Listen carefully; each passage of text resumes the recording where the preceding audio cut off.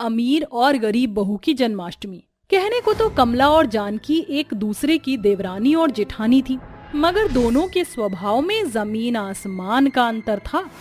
जहाँ कमला अमीर पैसे वाली थी, वहीं जानकी गरीब थी।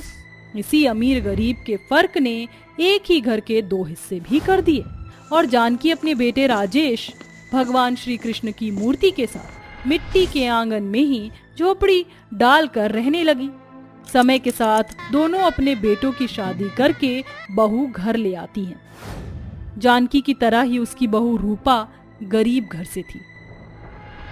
हाँ रूपा बहू, हमारे इस गरीब खाने में तुम्हारा स्वागत है। माफ करना बहू, मगर ये फूस की मड़ई ही हम गरीबों के लिए सर की छत है। माँ जी, ये मड़ई अमीर ऊंचे घरों से कहीं ज्यादा अच्छी है, क्योंकि यहाँ खुशियाँ हैं। और वैसे भी महंगे संगमरमर के पत्थर और ईंटों से सिर्फ और सिर्फ मकान बनता है, घर तो परिवार से बनता है। जानकी, मैं तो सोचती थी कि बस तू ही ऐसी बातें करती है, मगर तेरी गरीब बहू तो तुझसे भी 2 कदम आगे है। बहू, ये कमला जिज्जी है, तुम्हारी ताई सास। रूपा कमला के पैर छूती है, तभी कमला घमंडी लहजे से कहती है, खुश रहो, ये ले जानकी, देसी घी के लड्डू लाई हूँ। अब इस गरीबी में तेरी तो हैसियत है नहीं जो इतनी महंगी मिठाई खरीद सके, इसलिए बेटे की शादी की खुशी में मैं ही तेरा मुंह मीठा करा देती हूँ। अच्छा चलती हूँ, जय श्री कृष्णा। असल में मिठाई की आड़ में कमला अपने अमीरी का घमंड दिखाते हुए उन सास बहू को गरीब होने का ताना दे जाती है। इसी तरह से समय बीतता है। जन्माष्टमी का त्योहार आने वाला होता है, जहाँ एक तरफ तो अमीर सास बहू के घर में जन्माष्टमी की तैयारी जोरों शोरों से चल रही होती है, वहीं गरीब सास बहू के पास इतने भी पैसे नहीं होते कि वह जन्माष्टमी के दिन कृष्ण को भोग लगाने के लिए प्रसाद भी खरीद सके। अजी सुनिए। हाँ कहो ना रूपा। वो कल जन्माष्टमी है, तो आप आते वक्त थोड़ा सा दही मिश्री और हो सके तो मक्खन भी खरीद कर लेते आना। ठीक है राधा, मैं पूरी कोशिश करूंगा। ये कहकर राजेश अपना रिक्शा लेकर निकल जाता है। जहाँ पूरा बाजार जन्माष्टमी की खरीदारी के लिए सजा होता है। किसी ठेले पर भगवान श्री कृष्ण के पहनने के लिए कपड़े, तो कहीं फूलों की माला, तो वहीं हलवाइयों की दुकान पर तरह तरह की मिठाइयाँ बिक रही होती हैं। हर दिन सड़कों पर धक्के खाकर राजेश रोटी कमाने के लिए कड़ी धूप में रिक्शा चलाता।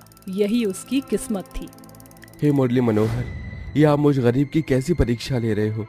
अरे बाकी दिन तो रिक्शा चलाकर 100-200 रुपए कमा भी लेता हूँ, मगर आज तो बस जेब में 50 रुपए पड़े हुए हैं। इससे मैं जन्माष्टमी के लिए प्रसाद कैसे खरीदूंगा? राजेश कुछ दुकानों पर माखन का दाम पूछता है, जो कि बहुत ही महंगा होता है, और पैसों की कमी के कारण वह 50 रुपए से दही मिश्री खरीद कर घर चला आता है। जहाँ गरीब बहू सुई धागे से भगवान श्री कृष्ण के लिए जन्माष्टमी के कपड़े सी रही होती है। राजेश बेटा, तू आ गया? कल जन्माष्टमी में चढ़ाने के लिए प्रसाद तो लाया है ना? अम्मा, वो आज कमाई नहीं हुई, 50 रुपए थे, उसी से दही मिश्री ले आया हूँ। एक तरफ जहाँ जन्माष्टमी के त्योहार पर गरीब सास बहू के घर में पैसों की परेशानी सामने खड़ी थी, वहीं कमला देवी का पूरा घर जन्माष्टमी के लिए सज कर तैयार था। अरे पायल बहू कहाँ है, जरा सुन तो। जी सासू माँ। अब मोहित कहाँ है? मैंने उसे भगवान श्री कृष्ण की मूर्ति मंगवाई थी उससे। अरे आ गई माँ, आ गई आपकी मूर्ति। कृष्ण मूर्ति देखकर कमला धीरे से फुसफुसाती है। अरे मोहित, ये भगवान कृष्ण की मूर्ति पूरी की पूरी संगमरमर की ही तो नहीं बनवाई है ना? बलुआ पत्थर मिलवाया है ना?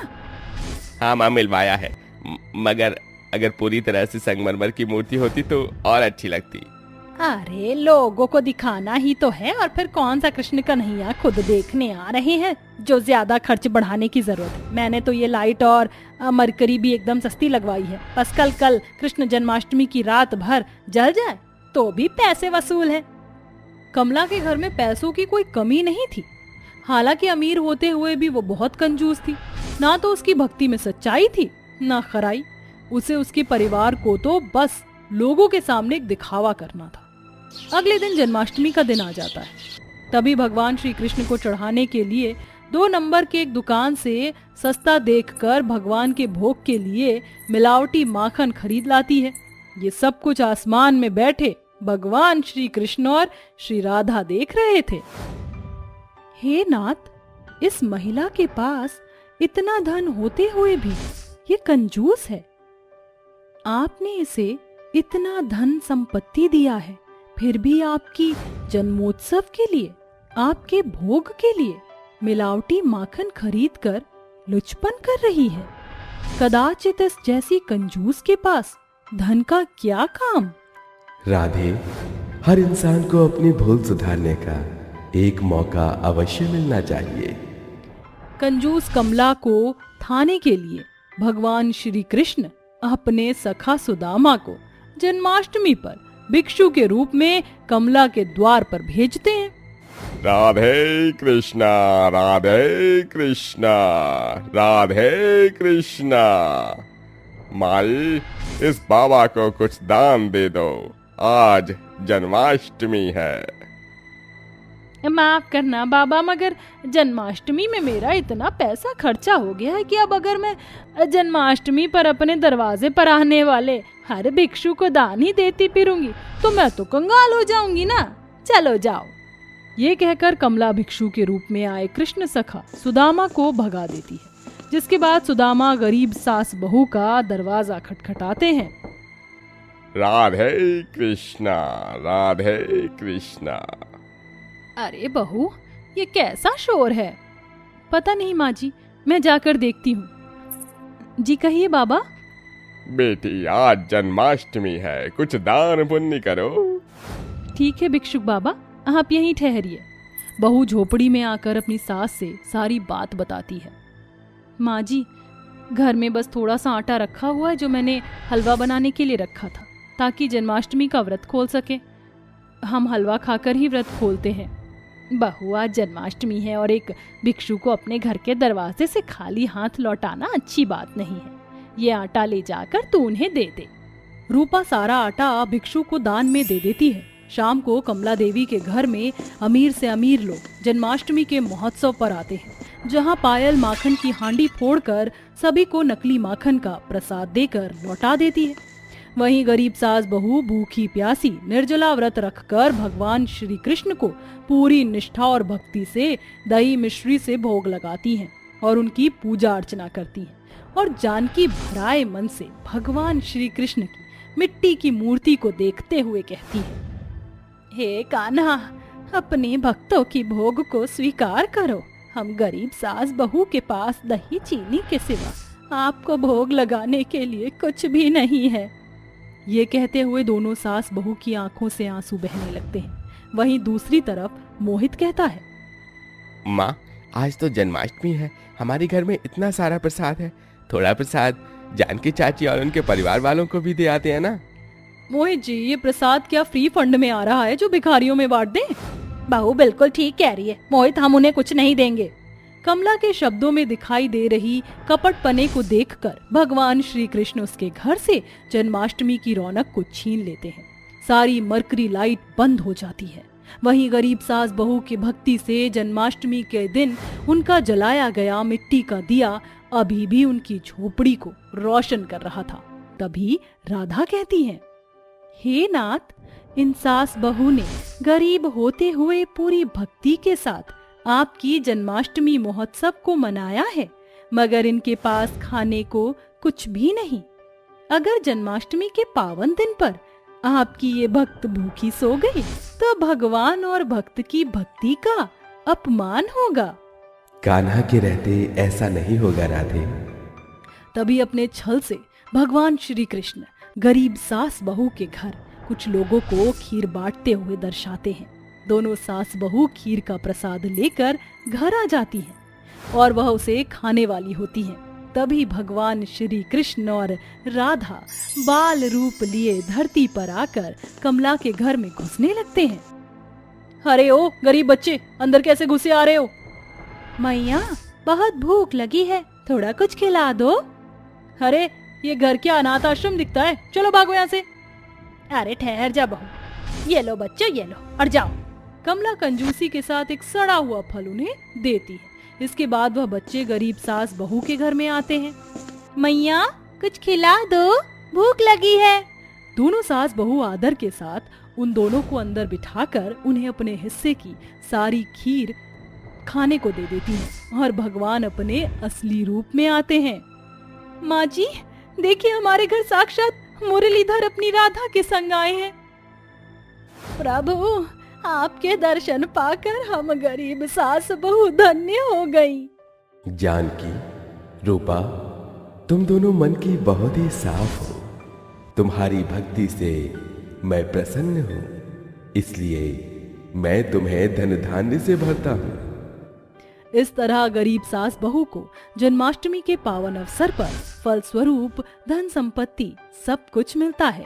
वहीं कंजूसी के चलते अमीर सास बहू से जन्माष्टमी के दिन उनसे धन संपत्ति जायदाद सब कुछ छिन जाता है।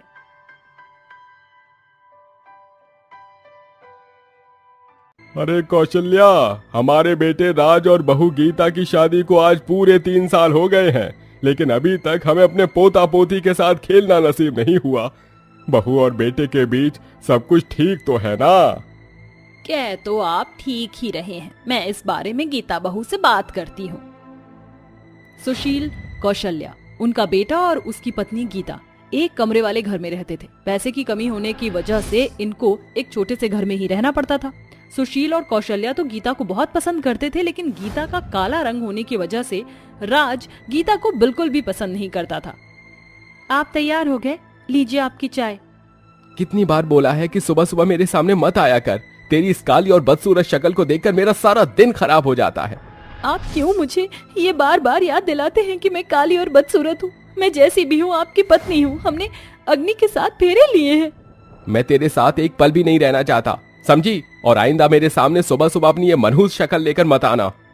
राज के ये कठोर शब्द गीता के दिल में बिल्कुल तीर लगने का काम करते हैं। एक कमरे का घर होने की वजह से गीता की सास कौशल्या अपने बहू और बेटे की सारी बात सुन लेती है। तू रो मत बहू, तेरी सास अभी जिंदा है। मैं क्या करूं माँ जी, मैं इनके लिए इतना सब कुछ करती हूँ, फिर भी वो मुझे बस मेरे इस काले रंग की वजह से पसंद नहीं करते हैं। बहू, तू ज्यादा मत सोच। जब इस घर में बच्चे की किलकारी गूंजेगी तो सब अपने आप ठीक हो जाएगी। माँ जी, मैं आपको कैसे बताऊं? कहने को तो हमारी शादी को 3 साल हो गए, लेकिन इन्होंने आज तक मुझे छुआ भी नहीं है। शादी के इतने साल के बाद भी मैं आज तक कुंवारी हूँ। एक कमरे में रहने के बावजूद भी हम अलग होकर ही सोते हैं। अपनी बहू के मुंह से ऐसी बातें सुनकर कौशल्या को बहुत ज्यादा हैरानी होती है। अब वो गीता और राज को एक करने का प्लान बनाती है। वो गीता को अच्छे से तैयार करके कमरे में ले जाकर बिठा देती है। गीता को लग रहा होता है कि आज उसके और उसके पति के बीच की सारी दूरियां हमेशा के लिए खत्म हो जाएंगी कि तभी कमरे में राज आ जाता है। ये क्या, यहाँ क्यों बैठी है? जाकर मेरे लिए खाना ला। देखिए, मैंने आज आपकी फेवरेट पिंक कलर की साड़ी पहनी है। मैं कैसी लग रही हूँ? बिल्कुल बंदरिया दिख रही है। उप्स, सॉरी। अगर बंदरिया भी तैयार होगी ना तो वो भी तुझसे बहुत ज्यादा सुंदर लगेगी। मैं तुम्हें बंदरिया बोलकर बेचारी बंदरिया की ही बेइज्जती कर रहा हूँ। इतना कहकर राज वहाँ से चला जाता है और गीता बस रोती रह जाती है। अगले दिन जब राज अपने ऑफिस जाता है तो उसे एक लड़की दिखाई देती है। इस लड़की का नाम महिमा था और ये इस कंपनी के मालिक की बेटी थी। राज को वो लड़की पहली ही नजर में पसंद आ जाती है और महिमा को भी पहली नजर में राज पसंद आ जाता है। अब दोनों की धीरे धीरे मुलाकात होने लगती है। महिमा, मैं तुमसे बहुत ज्यादा प्यार करता हूँ। तुम मुझे कभी छोड़कर तो नहीं जाओगी ना? नहीं राज, मैं हमेशा तुम्हारे साथ रहूंगी। राज अपने घर में इस बारे में कुछ भी नहीं बताता और महिमा से शादी कर लेता है और महिमा को अपने घर में साथ ले आता है। माँ, देखो कौन आया है। हे भगवान, ये तूने क्या कर दिया? तूने शादी कर ली। आपने ऐसा क्यों किया मेरे साथ? हाँ, आपने कभी मुझसे प्यार नहीं किया, मैं चुप रही। आपने मुझे कभी पत्नी का दर्जा नहीं दिया, मैं चुप रही। आपने हमेशा मेरे काले रंग का मजाक उड़ाया, मेरी बेइज्जती की, मैं फिर भी चुप रही। लेकिन आज तो आप मेरी सौतन ही ले आए। मैंने क्या बिगाड़ा था आपका? अगर मैं आपको पसंद नहीं थी तो आपने मुझसे शादी ही क्यों की? क्यों मेरी जिंदगी खराब की? मैंने तुझसे शादी अपनी मर्जी से नहीं की थी, माँ की जबरदस्ती से मैंने तेरे से शादी की थी, समझी? राज अपनी न्यू वाइफ के साथ कमरे में चला जाता है और गीता बेचारी रोती रहती है। राज बेबी, मुझे क्या मेरी सौतन के साथ एक कमरे में रहना होगा? हाँ बेबी, लेकिन सिर्फ कुछ टाइम के लिए, फिर इसके बाद हम दूसरे घर में चले जाएंगे। राज, महिमा और गीता एक ही कमरे का घर होने की वजह से एक ही कमरे में रहते हैं। महिमा और राज साथ में ऊपर बेड पर सोते हैं और बेचारी गीता जमीन पर सोती है। महिमा घर का कुछ भी काम नहीं करती थी। महिमा घर का सारा काम गीता से करवाती है। ओ महारानी, खाना बना या नहीं बना? मैं तुम्हारी कोई नौकरानी नहीं हूँ जो मैं तुम्हारा काम करूँ। गीता के इस जवाब से महिमा को बहुत गुस्सा आ जाता है और वो जोर जोर से रोने लगती है। महिमा की रोने की आवाज सुनकर राज महिमा के पास आ जाता है और कहता है, क्या हुआ महिमा डार्लिंग, तुम रो क्यों रही हो? राज, मैंने गीता से खाना मांगा तो इसने मुझे मना कर दिया और मुझे खरी खोटी सुनाया। राज जैसे ही ये सुनता है तो वो गीता को थप्पड़ मार देता है और महिमा को कमरे में ले जाता है। महिमा को ये सब देखकर बहुत ज्यादा खुशी होती है और ऐसे ही कुछ दिन बीत जाते हैं। राज, तुम्हारा घर कितना छोटा है। मैं इस छोटे से घर में एक ही कमरे में अपनी सौतन के साथ नहीं रह सकती हूँ। तुम जल्दी से जल्दी बड़ा घर ले लो। महिमा, तुम मेरे घर के हालात को जानती हो ना। मैं इतना बड़ा घर अभी नहीं ले सकता, इतने पैसे नहीं है मेरे पास। तुमने तो कहा था कि तुम जल्द से जल्द घर ले लोगे, तो अब क्या हुआ? हाँ मैंने कहा था, पर इतनी जल्दी नहीं। अभी तुम्हें गीता के साथ इसी कमरे में रहना होगा। अपनी सौतन के साथ एक ही कमरे में रहने की वजह से महिमा और राज के बीच रोज लड़ाई होना शुरू हो जाती है। एक दिन जब महिमा बाहर शॉपिंग करने के लिए जाती है तो उसे विकी नाम का एक लड़का दिखाई देता है, जिसे देखकर वो बहुत ज्यादा हैरान हो जाती है। विकी, तुम यहाँ? महिमा, तुम यहाँ और वो ऐसी हालत में? तुमने शादी कर ली? मैंने तुमसे कांटेक्ट करने की बहुत कोशिश की थी, बट तुमसे कोई कांटेक्ट नहीं हो पाया। मैं क्या करता महिमा, मुझे मेरे डैड ने पढ़ाई के लिए बाहर भेज दिया था, इसलिए मेरा तुमसे कोई भी कांटेक्ट नहीं हो पाया। लेकिन मैं इंडिया वापस आ गया। मैंने तुम्हें बहुत ढूंढा लेकिन तुम मुझे नहीं मिली। मैं क्या करती विकी? मुझे लगा कि तुमने मुझे धोखा दे दिया, इसलिए मैंने अपनी कंपनी के एक मामूली एम्प्लॉय से शादी कर ली। महिमा विकी को अपनी शादी की सारी बातें बताती है कि कैसे वो अपनी सौतन के साथ एक ही कमरे में रहती है। क्या तुम पागल हो गई हो? अब मैं कुछ भी नहीं कर सकती हूँ, मेरी जिंदगी बर्बाद जो हो गई है। ऐसा नहीं है, मैं आज भी तुमसे उतना ही प्यार करता हूँ जितना कल करता था। क्या तुम मुझसे शादी करोगी? महिमा विकी से शादी करने के लिए हाँ बोल देती है और महिमा विकी के साथ एक नई जिंदगी शुरू करने के लिए चली जाती है। वो जाने से पहले अपने पति के लिए एक नोट छोड़ देती है जिसमें लिखा होता है, मैं तुम्हारे साथ नहीं रह सकती हूँ। मैंने अपनी जिंदगी की नई शुरुआत कर ली है अपने पुराने प्यार के साथ। जिसे पढ़कर राज, मैंने तुम्हें इतना प्यार दिया, तुम पर इतना भरोसा किया और तुमने मेरे साथ ये किया।